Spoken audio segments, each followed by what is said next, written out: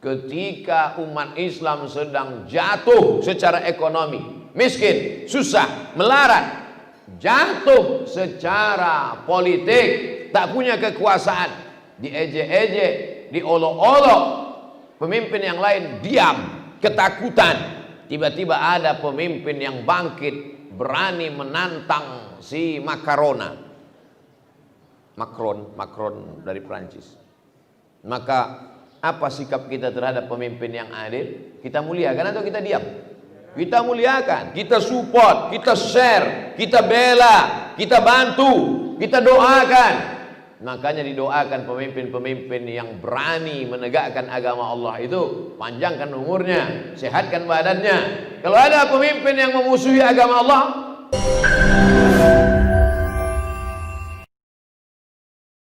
jangan lupa subscribe, like, and share.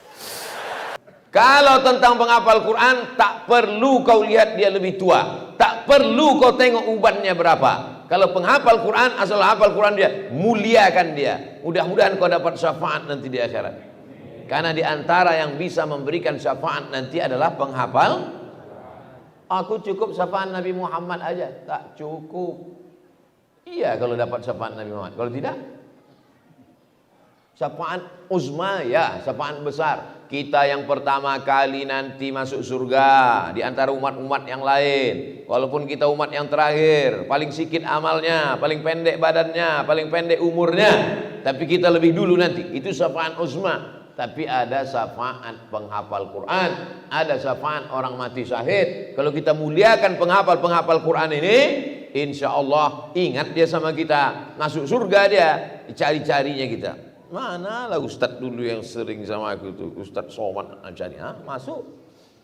Ustadz yang lain pas masuk kita ke surga, rupanya udah dia duluan dia. Bisa jadi.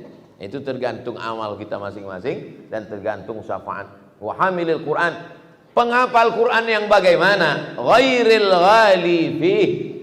ghalifih, yang tidak melampau. Apa maksudnya penghafal Quran tak melampau di sini? Tidak melampau dalam membahas ayat mutasyabihat. Dalam Quran itu ada ayat-ayat mutasyabihat, ada ayat-ayat muhkamat. Ayat muhkamat yang tidak mengandung banyak makna, satu saja. As-sariqu was-sariqatu faqta'u aydiyahuma. Pencuri laki-laki, pencuri perempuan, potonglah tangannya.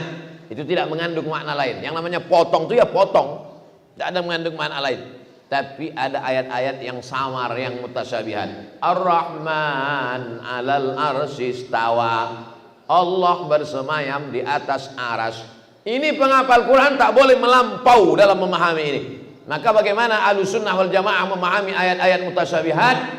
Dua. Yang pertama, tafwid, serahkan kepada Allah Subhanahu wa taala. Ustaz Somad, apa arti Ar-Rahman 'alal arsy istawa? Kau baca aja maknanya, serahkan kepada Allah. Wallahu a'lam bissawab. Tapi kalau ada orang mengatakan Allah duduk di atas aras macam saya duduk di atas kursi, disamakannya Allah dengan makhluk. Allah bertempat sebelum ada aras, sebelum ada kursi, Allah tak bertempat. Maka setelah ada aras, setelah ada kursi, mungkinkah Allah berubah? Saya ulang sekali lagi. Kalau kau katakan Allah duduk di atas aras, sebelum ada aras Allah tak bertempat, setelah diciptakannya aras, mungkinkah dia berubah? Kalau berubah berarti bukan Allah. Wujud, qidam, baqa, mukhalafatu lil hawadis. Dia berbeda. Abdul Somad tegak. Kenapa tegak? Karena belum ada kursi. Begitu ada kursi, Abdul Somad belum pasti.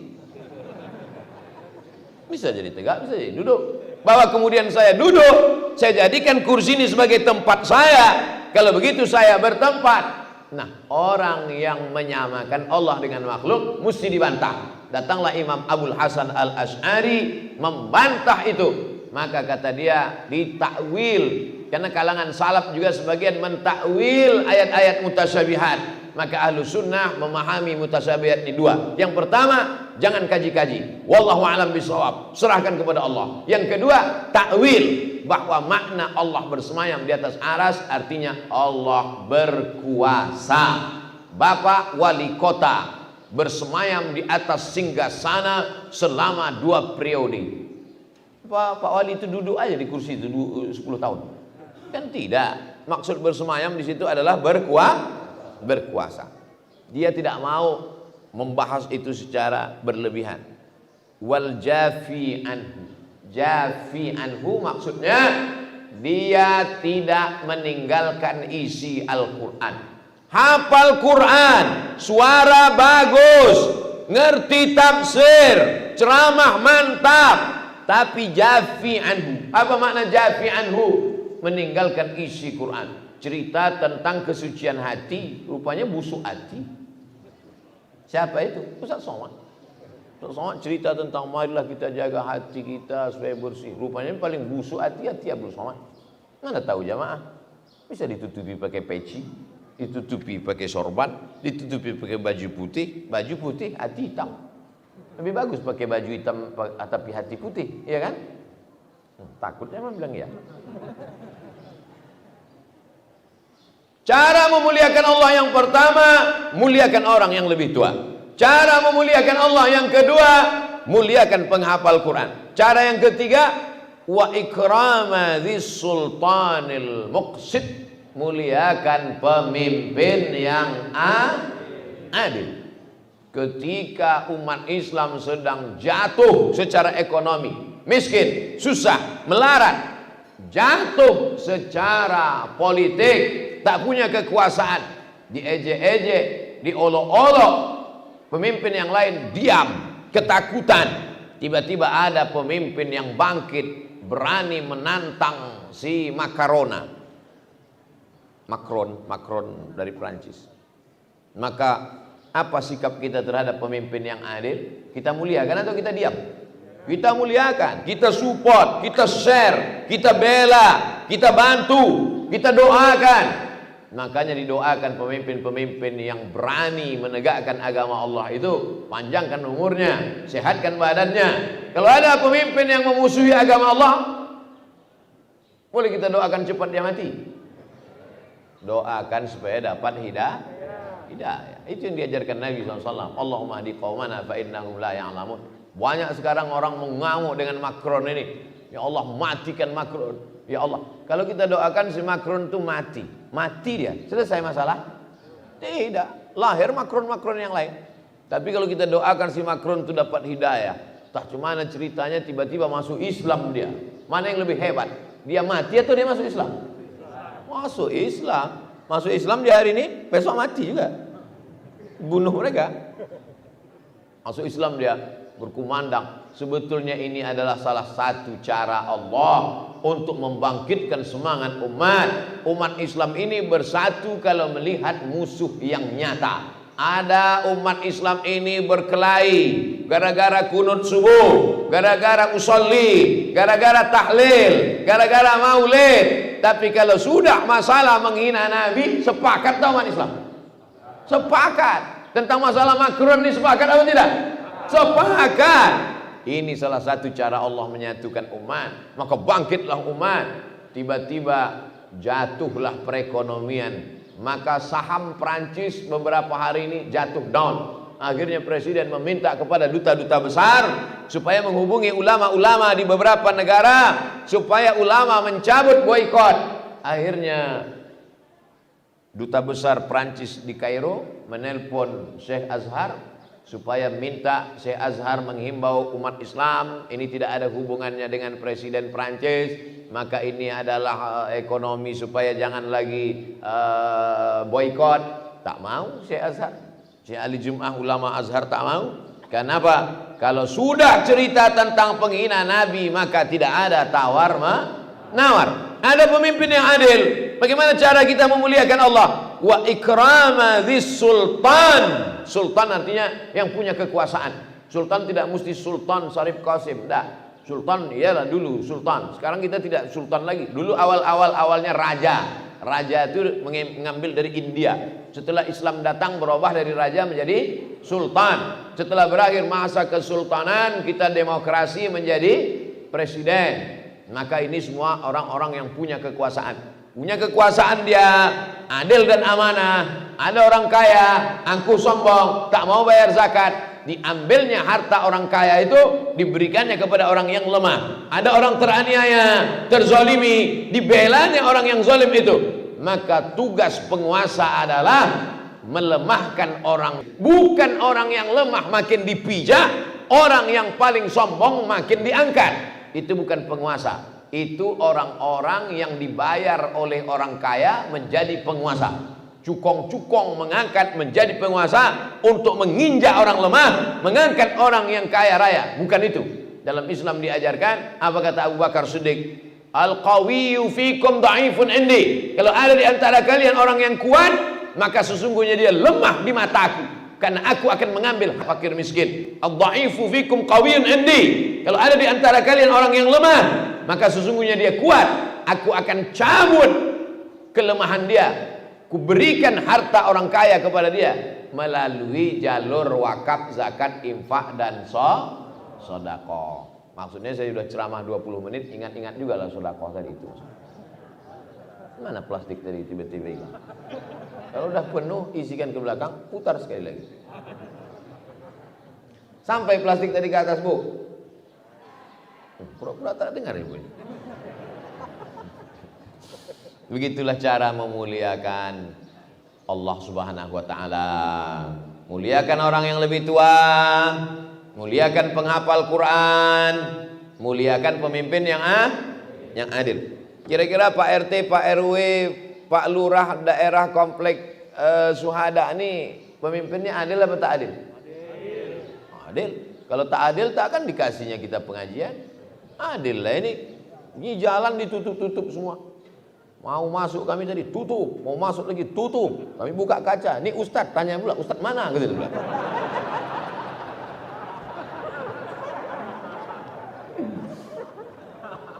Sedang Ustadz aja payah masuk kemana, apalagi jamaah. Tapi tak ada. Pak RT pun mungkin entah di mana-mana duduk Pak RT sekarang. Oleh sebab itu mereka ini pemimpin-pemimpin yang adil, insyaallah. Amin. Mudah-mudahan Pak RT jadi RW. Amin.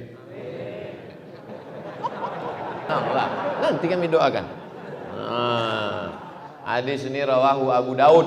Hadis ini ada disebutkan dalam Sunan Abi Daud. Kalau baca hadis dalam Sunan Abu Daud, kalau baca hadis dalam Sunan Abi Daud tak paham artinya, bacalah penjelasannya.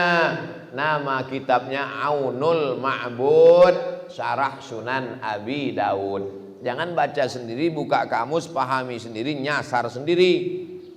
Kalau baca Quran tak paham, baca tafsir. Kalau baca hadis tak paham, baca syarah.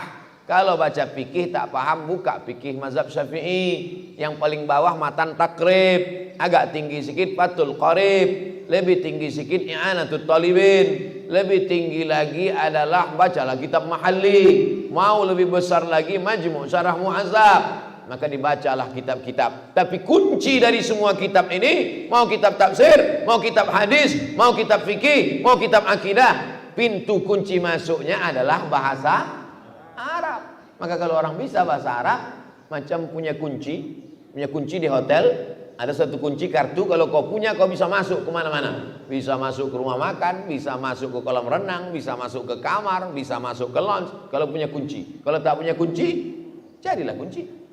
Apa kuncinya? Belajar bahasa Arab.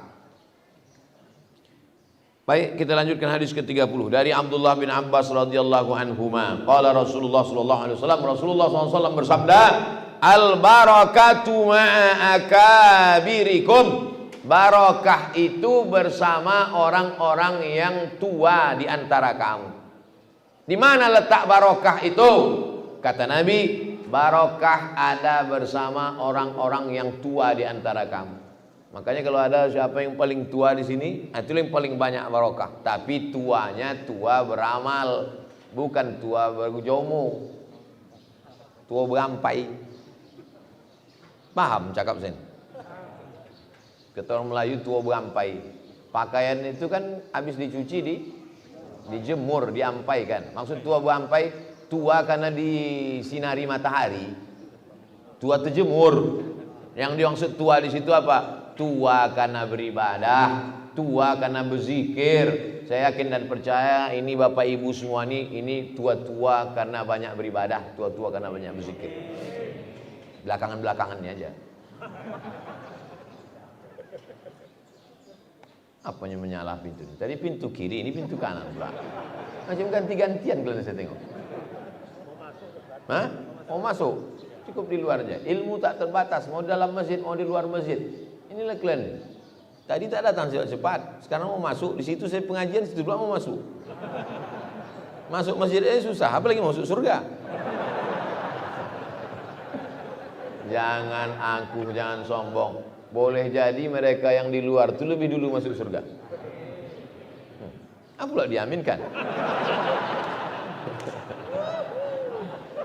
Hari ini yang duduk di luar ataupun di atas tak masalah, karena kita masjid ini penuh. Kecuali masjid ini kosong. Kadang ada nih kita pengajian kosong masjid, duduk di luar.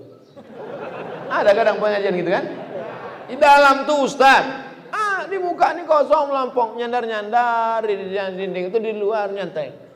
Kau kenapa di luar? Aku ahli hisab. Ini tidak memuliakan. Ini orang tidak dapat barokah. Karena kata Nabi, di mana letak barokah? Al barakatu ma'a akabirikum. Barokah itu bersama orang-orang yang besar di antara kamu. Siapa orang besar itu? Orang lebih tua. Siapa orang yang besar itu? Orang lebih berilmu. Siapa yang lebih besar itu? Orang yang lebih tinggi kuasanya kalau dia adil. Tetap yang tiga itu. Orang lebih tua, orang lebih berilmu, orang lebih berkuasa. Tapi dengan syarat dan ketentuan berlaku. Jangan cium tangan orang karena dia pejabat. Tapi kau cium tangannya karena dia berilmu. Oh, ini Ustadz ini nyuruh kami cium tangan dia nih. Enggak. Saya tak ada menyuruh jamaah cium tangan saya. Saya menyuruh orang memuliakan ulama, penghafal Quran. Saya bukan ulama. Saya anggota majelis ulama, tapi saya bukan ulama. Ulama itu siapa? Innama yakhshallaha min ibadihil ulama. Orang yang takut kepada Allah. Saya masih takut sama penguasa. Berarti saya bukan ulama. Ulama itu yang tak ada takut kepada siapapun, hanya takutnya kepada Allah Subhanahu wa taala. Itulah ulama. Di mana letak barokah itu? Kata Nabi, al barakatu ma'a akabirikum. Barokah itu ada bersama para ulama. Barokah itu ada pada orang-orang tua. Datangilah mereka, muliakan mereka supaya melimpah barokah. Barokah. Apa arti barokah itu? Barokah itu artinya onta turun ke tanah. Itu arti barokah. Assalamualaikum warahmatullahi wabarakatuh. Barokah artinya onta turun ke tanah. Bapak punya tanah, saya punya tanah, ibu punya tanah. Datang onta, tiba-tiba onta itu turun ke tanah saya. Maka di antara tanah ini, tanah siapa yang barokah? Tanah saya. Kenapa tanah itu turun di tanah Ustadz? Saya yang ceramah, terserah saya lah. Milih tanah siapa? Ada tanah bapak, ada tanah ibu, ada tanah saya. Datang onta, kita sama-sama diam kita. Tiba-tiba onta itu turun ke tanah saya. Siapa yang bertuah? Saya. Karena dengan turunnya onta ke tanah saya dapat daging onta, saya dapat tulang onta, saya dapat bulu onta, saya dapat susu onta. Onta itu semuanya manfaat. Bulunya buat jaket, kulitnya buat alas. Ini kain, tersangka bulu onta tadi. Susu onta, daging onta, tulang onta bisa buat tasbih. Ujung-ujungnya tai onta untuk semen dinding. Tai onta, tai keledai, itu batu yang disusun-susun di Jazirah Arab, di kampung-kampung. Tai onta, tai keledai bisa dipakai. Kencing onta, obat kencing onta. Hadisnya sahih, tapi bukan berarti kencing onta itu ditampung diminum, bukan itu maksudnya. Dituangkan air susu, setelah tuangkan air susu, diteteskan kencing onta itu ke dalam. Itu memahaminya. Jangan nanti karena disebut kencing onta diminum sama kencing onta. Itu makna barokah itu. Rumahnya boleh sama, mobilnya boleh sama, tapi ada yang barokah, ada yang tak barokah. Hari ini mobil-mobil yang diparkir sampai ke ujung memanjang tadi, semua mobil-mobil itu barokah. Betul?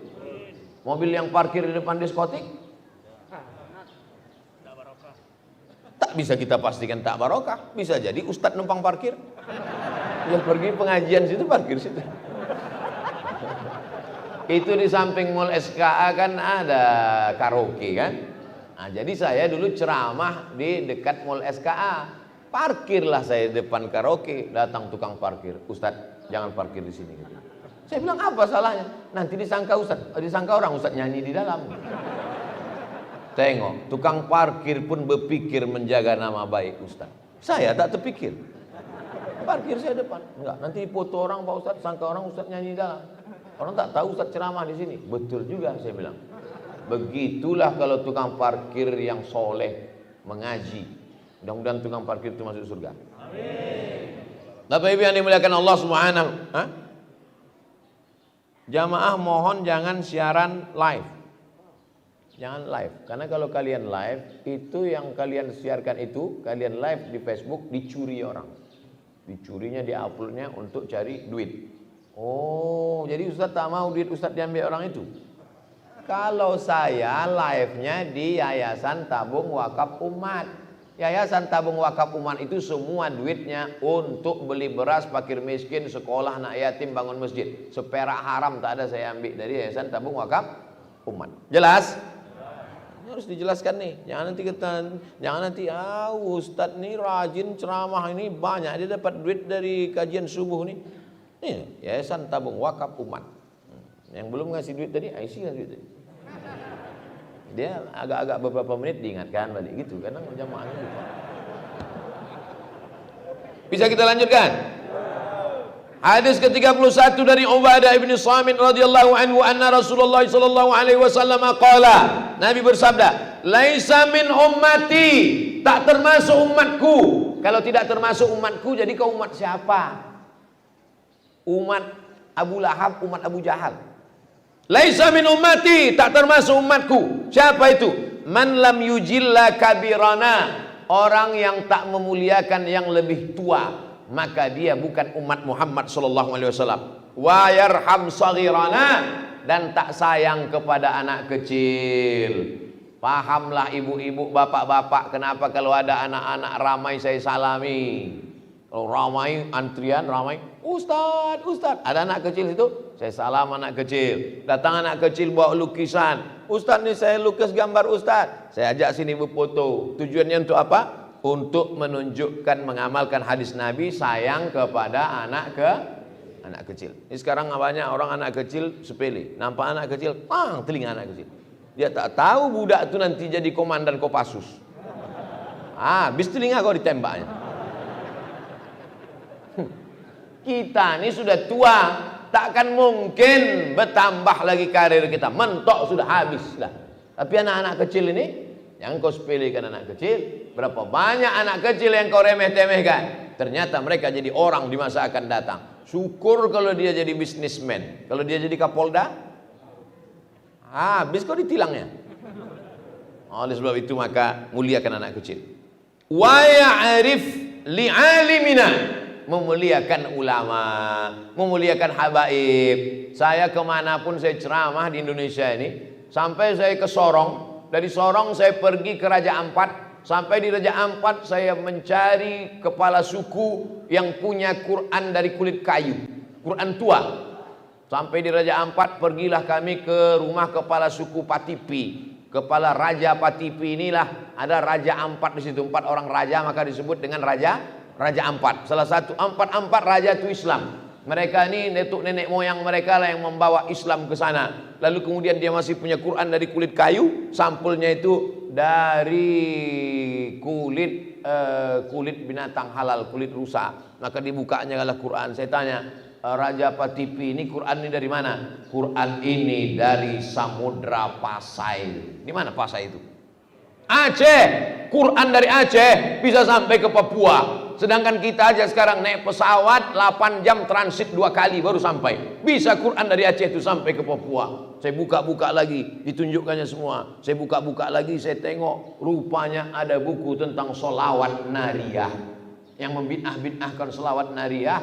Nih, belajar engkau. Yang mengajarkan sholawat nariyah itu dipukul ombak, dihempas gelombang, melewati hutan belantara, sampai mereka ke Raja Ampat untuk menyampaikan Islam. Sementara engkau hanya ceramah di kota-kota ini aja, naik helikopter, naik pesawat, mengejek-ngejek selawat nariah.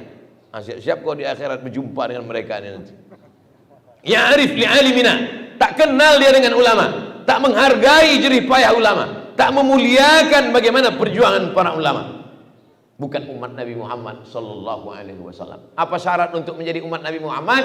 Muliakan yang lebih tua, sayang kepada anak kecil, dan kenali ulama, hormati ulama, sayangi ulama. Di antara cara menyayangi ulama, hadiri majelis pengajiannya, amalkan ilmunya, laksanakan sunnah-sunnah Rasulullah sallallahu alaihi wasallam. Hadis ini diriwayatkan oleh Imam Ahmad bin Hanbal. Sanadnya hasan.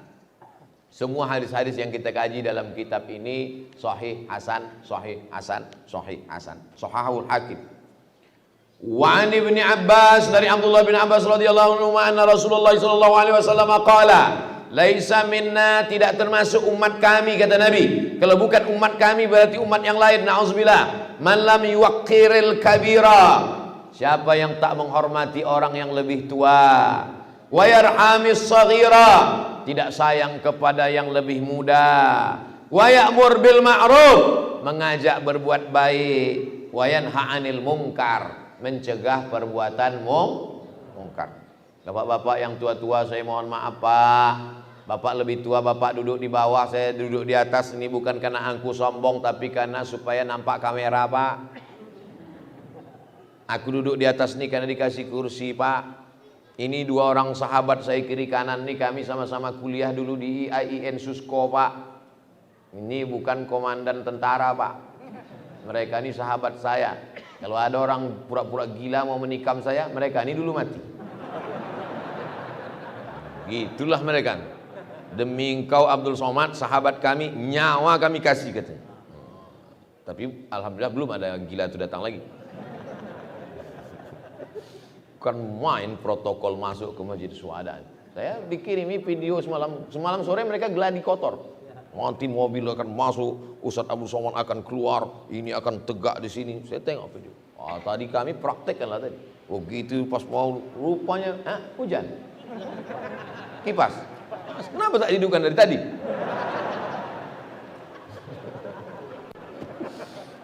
Buat masjid ini lambat hidupnya. Muliakan yang tua, sayangi yang muda. Itu makanya kalau pengajian itu mata tuh mesti terbuka, dengar baik-baik. Ini banyak nanti balik ke rumah bercakaplah sama bininya. Adinda, izinkan abang begini lagi. Kenapa gitu bang? Kata Ustaz Somad tadi, muliakan yang tua, sayangi yang muda. Gitu. Kata bini, kebetulan bininya ikut juga pengajian. Abang poka. Ustaz Somad itu tadi bukan cerita bini muda, bini tua. Yang lima, bapak ini banyak ketawa, ibu tak ada ketawa saja. Maksud Ustaz itu bang, muliakan orang yang lebih tua daripada kita dan sayangi anak kecil. Bagaimana cara menyayangi anak kecil? Bukan kita belikan handphone, bukan kita belikan motor. Cara sayang anak kecil bawa ke masjid. Cara sayang anak kecil masukkan ke sekolah Quran. Cara sayang anak kecil kirim ke pondok pesantren. Cara sayang anak kecil belikan buku-buku sejarah Nabi sesuai dengan umur mereka. Ini anak-anak kecil yang dibawa tuh anak kecil. Nampak menjadi anak kecil. Dengan anak kecil. Anak kecil. Kadang nampak kecil buka masker udah tua. Mohon maaf, saya kadang cakapnya asal lepas. Oleh sebab itu maka beginilah cara sayang pada anak kecil. Ini banyak juga orang sekarang sayang sama anak kecil. Mama, ayo anak ini kita bawa ke pengajian. Usah, biar aja anaknya tidur sampai jam 8 sampai jam 9. Itu bukan sayang, menjerumuskan ke neraka jahanam. Adapun yang sayang dibangunkan tengah malam diajak tahajud, itulah sayang kepada anak kecil. Bisa kita lanjutkan?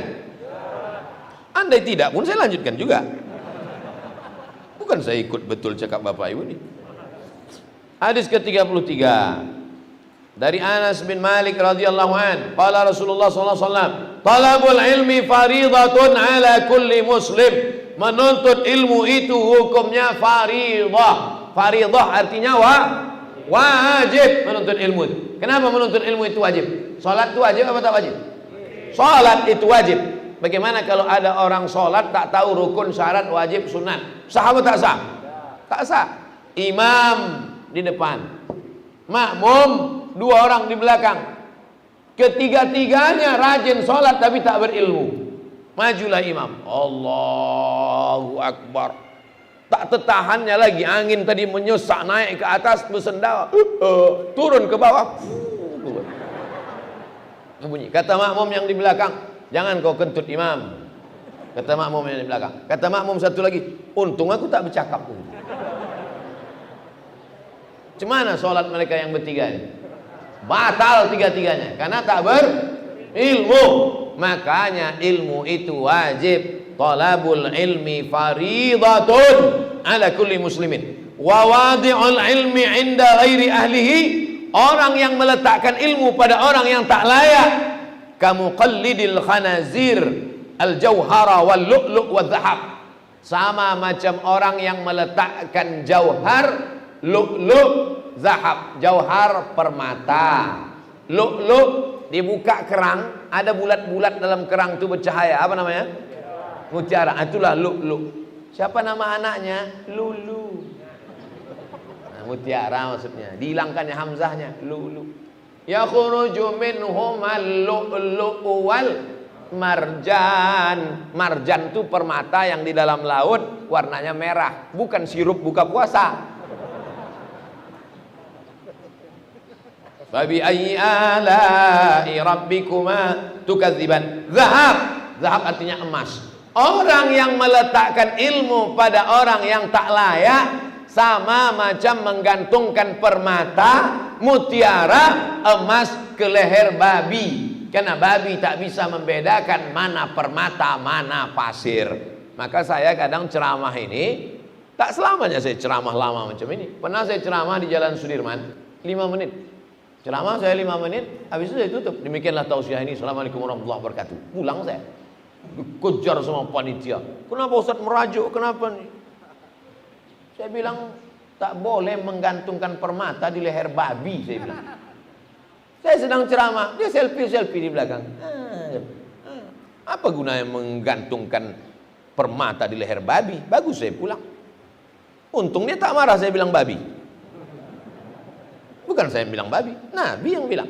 Kamu qallidil khanazir al-jauhara wal lu'lu'a wal dhahab. Meletakkan ilmu pada orang yang tak layak sama macam menggantungkan permata, mutiara, emas ke leher babi. Khatibun nas ala qadri uqulihim.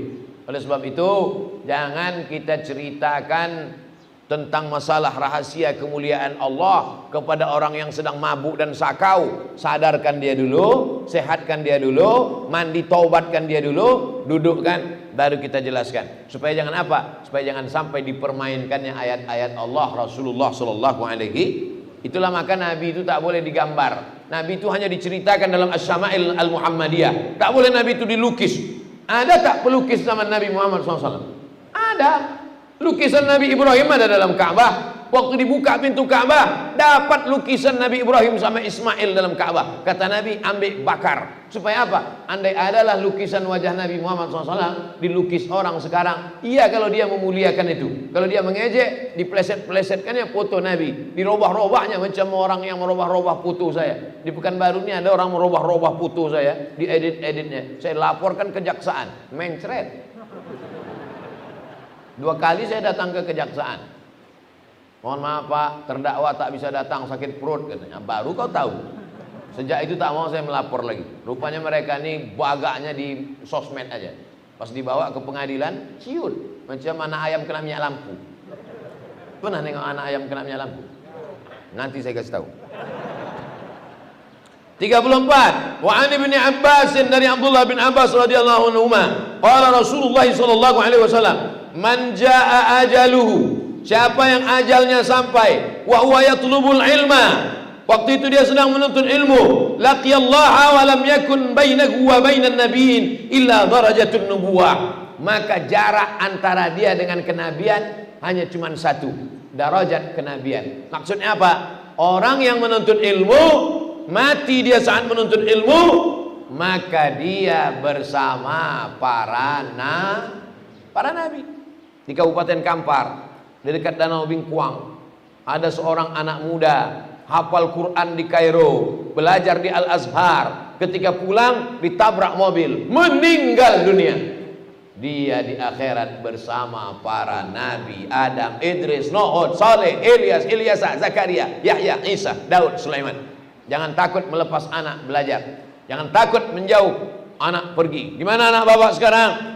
Anak saya ada 3 Pak Ustaz. Yang pertama di Kairo, yang kedua di Maroko, yang ketiga di Sudan. Macam kuliah saya itu Pak. Anak bapak berapa? 3 Pak Ustaz. Yang pertama Sakau, yang ketiga LGBT, yang ke Nauzubillah. Jangan takut anaknya mau pergi. Pergi sejauh mata memandang. Andai mati syahid dia. Hadis yang ke-35 dari Sahal bin Muaz bin Anas dari bapaknya, Rasulullah SAW bersabda, "Man 'allama ilman," siapa yang mengajarkan ilmu, "falahu ajru man 'amila bihi," maka amal orang yang beramal itu mengalir kepada dia. La yanqusu min ajril amal, la yanqusu min ajril amil. Amal orang itu tak berkurang sedikit pun. Ada Ustadz Mawardi Muhammad Saleh. Ustadz Mawardi masih ada jadwal di Masjid Syuhada? Masih. Ustadz Mawardi mengajar di Masjid Syuhada. Dijelaskannya tentang hukum sholat duha, keutamaan duha. Sholat duha ibu, pahalanya mengalir ke Ustadz Mawardi dan mengalir juga ke ibu. Dijelaskannya kepada bapak tentang sedekah, pahalanya mengalir kepada Ustadz Mawardi, mengalir juga kepada bapak. Kenapa Ustadz sebut Ustadz Mawardi? Tak saya sebut saya, karena kalau saya sebut saya, pahalanya mengalir ke saya. Kalau gitu tak jadilah kita amalkan gitu bapak. Mengalir pahalanya, dan pahala bapak dan pahala ibu tidak berkurang sedikit pun. Makanya anak-anak keponakan saya bilang, kau tak usah mau jadi macam-macam. Kau jadi guru agama, jadi guru tahfiz, jadi ustad. Saya tanya anak saya sama keponakan saya tanya, kau nanti kukirim ke Mesir, kukirim ke Maroko, balik kau jadi 3. Jadi penghafal Quran, jadi guru tahfiz, jadi ustad, jadi penceramah. Mau kata dia. Entah mau karena takut tak tahu. Mau. Lebih baik kau jadi guru, gajinya tak seberapa, tapi amalnya banyak, mengalir sesudah kau mati. Untuk apa kau jadi pegawai? Nanti kawan-kawan kau ngajak korupsi, kau tak mau dikucilkan, kau ditekan, makan haram. Lebih baik kau jadi guru. Ustaz ngomong gitu kan karena tak PNS lagi. Oh iya juga. Tapi bukan berarti yang udah jadi PNS, pegawai Pemprov, Pemda, Pemko saya suruh keluar. Jangan. Datanglah pegawai jumpai saya. Ustaz Somad, saya mau resign, saya mau keluar dari pegawai ini. Saya tak ada menyuruh, tak ada melarang. Saya cuma tanya aja. Kalau engkau keluar dari situ, lalu kemudian duduk pindah ke situ, dajjal, hantu, setan, taun, kira-kira lebih baik atau tidak? Oh lebih kacau Pak Ustaz. Jadi gimana? Tak jadi saya resign Pak Ustaz. Bagus. Keluar engkau dari situ bukan berarti lebih baik keadaan. Tahan-tahan kala situ. Tak tahan saya Pak Ustaz. Banyak betul duit haram ini datang. Transfer ke nomor saya. Nanti saya kirimkan ke Yayasan Tabung Wakaf Umat. Bukan untuk saya makan. Usah dimakan duit haram ini. Duit haram ini kalau dimakan jadi darah daging. Ayyuma lahmin nabata min haramin. Setiap daging di badan tumbuh dari yang haram, fannaru aulabi, tempatnya neraka jahanam. Kenapa dari tadi Ustaz menunjuk tangan kiri aja? Menunjukkan cincin batu. Dikasih sama bupati di Sulawesi Selatan. Pas jumpa saya dibukanya langsung kasihnya. Ini Pak Ustadz, udah banyak orang minta, tak kasih, saya kasih sama Ustadz. Pasangan. Saya tengok di internet harganya mahal sekali. Takut pula saya dirampok orang. Tapi ibu yang dimuliakan Allah Subhanahu wa taala, itulah makanya cita-cita tinggi boleh, tapi yang paling penting bermanfaat. Pak Ustadz, gimana kami nih? Kami ini bukan buya, bukan ustadz, bukan ulama, tidak LCMA, tidak profesor doktor. Tak bisalah kami dapat pahala macam ini. Bisa. Ibu ajarkan anak. Nah, Kau kalau sebelum malam sholat witir dulu ya, sebelum tidur wudhu dulu nak. Diamalkan anak ibu. Anak ibu mengajarkan ke istrinya, diajarkannya ke cucunya, mengalir sampai hari kiamat. Maka ibu juga dapat pahala amal jariah. Bapak juga begitu, kasih tahu anaknya. Nah, kalau kau mau pergi pagi, langkahkan kaki, bismillahirrahmanirrahim, la haula wala quwata illa billah. Dari tempat rumah ke tempat kerja, kau banyak-banyak berselawat. Allahumma sholli ala sayyidina Muhammad wa ala ali Muhammad. Diamalkannya, diajarkannya ke anak bininya, diajarkannya ke anak cucunya, mengalir juga ke bapak. Ada amal tuh kecil, diamalkannya mengalir. Sikit amal ibu, sikit amal bapak, tapi diamalkannya mengalir. 1 jam ceramah ustaz, tak ada yang mengamalkan, tak mengalir. Oleh sebab itu maka bukan pada sikit banyaknya, tapi pada barokah tak barokahnya. Hadis ke-36 dari Abu Dzar Al-Ghifari, Rasulullah bersabda, "Ya Abu Dzar, wahai Abu Dzar, li antaghdua fatata'allama ayatan min kitabillah." Keluar kau dari rumah, pergi kau belajar 1 ayat Al-Quran. Khairul laka min an tusalliya mi'ata raka'ah. Lebih baik daripada sembahyang 100 rakaat. Duduk di rumah, salat duha 100 rakaat, tegak rukuk sujud, tegak rukuk sujud, tegak rukuk sujud, 100 rakaat. Yang satu pergi ke Masjid An-Nur belajar tafsir. Mana yang lebih baik? Belajar tafsir 1 ayat atau sholat 100 rakaat? Lebih baik belajar 1 ayat daripada sholat sunat 100 rakaat. Bukan kata saya, kata Nabi SAW. Wali antaghdua wala antaghdua fatata'allama baban minal ilmi. Belajar kau 1 bab ilmu, 1 bab umila bihi, diamalkan, aulam yu'mal, atau tak diamalkan. Khairul laka, lebih baik, min an tusalliya alfa rakaat, daripada kau sholat 1000 rakaat. Subuh ini kita belajar 2 bab. 2 bab yang kita kaji subuh ini. Pertama, bab motivasi memuliakan ulama.